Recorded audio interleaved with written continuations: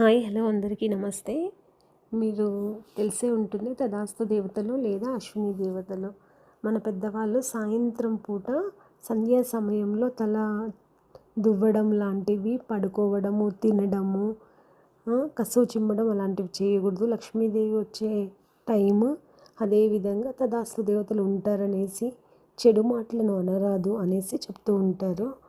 అసలు తదాస్తు దేవతలు అంటే ఏమిటో తెలుసుకుందాము. తదాస్తు దేవతలు ఎల్లవేళలా ఉంటూ సంధ్యా సమయాలలో ఎక్కువగా సంచరిస్తూ ఉంటారని ప్రతీతి. చెడు మాటలు లేదా చెడు ఆలోచనలను తరచూ పునరుక్తం చేస్తుంటే ఆ మాట జరిగిపోతుందని ఈ తదాస్తు అనే స్వవిషయంలోనూ వర్తిస్తుంది.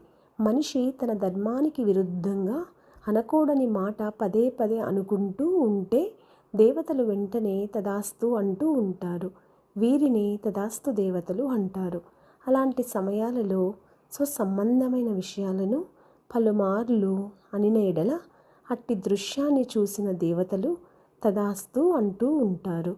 ధనం ఉండి కూడా తరచూ డబ్బు లేదు అని పలుమార్లు నటిస్తూ ఉంటే నిజంగా లేకుండా పోతుంది. ఇలా సంధ్యా వేళలో తదాస్తు దేవతలు లేదా అశ్విని దేవతలు తిరుగుతూ ఉంటారు. అదేవిధంగా నేను నాకు తెలిసిన విషయాలను మీ అందరికి కూడా తెలియజేయడం కోసం మీ ముందుకు తీసుకొచ్చాను. ధన్యవాదాలు.